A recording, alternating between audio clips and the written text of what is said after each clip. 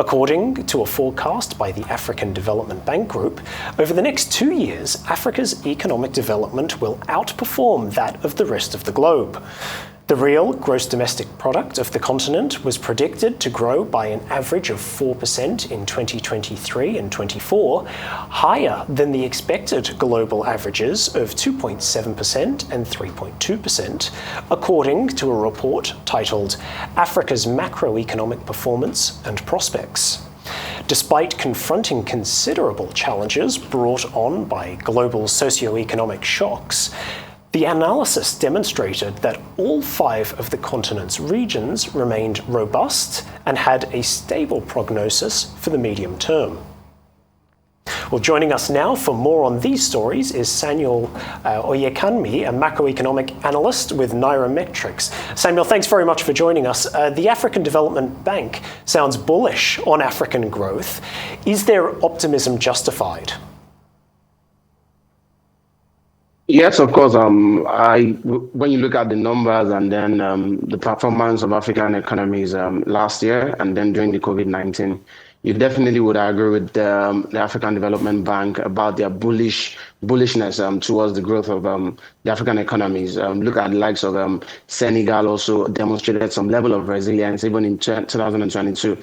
To the extent that the IMF also had stated some economies in Africa to be the fastest ones, Senegal being amongst them, when you look at the agricultural sector, the services sector, and then the fact that they are also kicking off their Sangomar field development sometime in 2023, that's going to help spur some level of growth in the oil sector.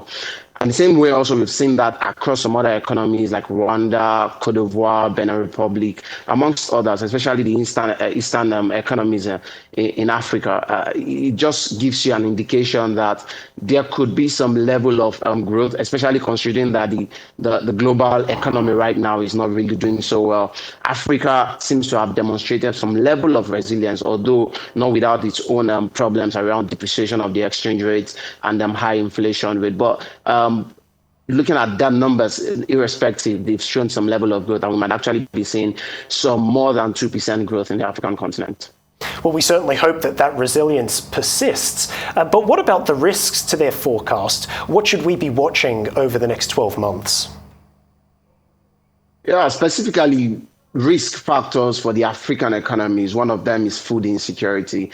A major issue has been around food supply on the African economy. Specifically, we even talk about Nigeria, the fact that we had a huge flooding last year that did really contribute significantly to the rise in food inflation and whatnot. Energy also has been a major factor that we should consider, especially with the volatility in the crude oil market. I'll also take reference again to the likes of Nigeria, Libya, who are also exposed to the shocks of the crude oil market. Subsidy removal also for Nigeria, if it happens by half year 2023, that could also have a significant effect on energy prices further compared to what we experienced last year after the Russia and Ukraine war. And then monetary policies, a lot of monetary policies in recent time have been hiking interest rates due to the high inflation rate environment. That could also have an effect on the growth of the economy. Then again, debt servicing. Yes, the acquisition of high debts, especially foreign debts and domestic debts, even though too, on the African economy, on the African continent, most African countries, could also have a ripple effect, because a situation whereby your revenue is not doing as much, and then you have to take more loans, and then you have to service those loans. It more or less brings a big imbalance in your fiscal policy, and that could affect the economy.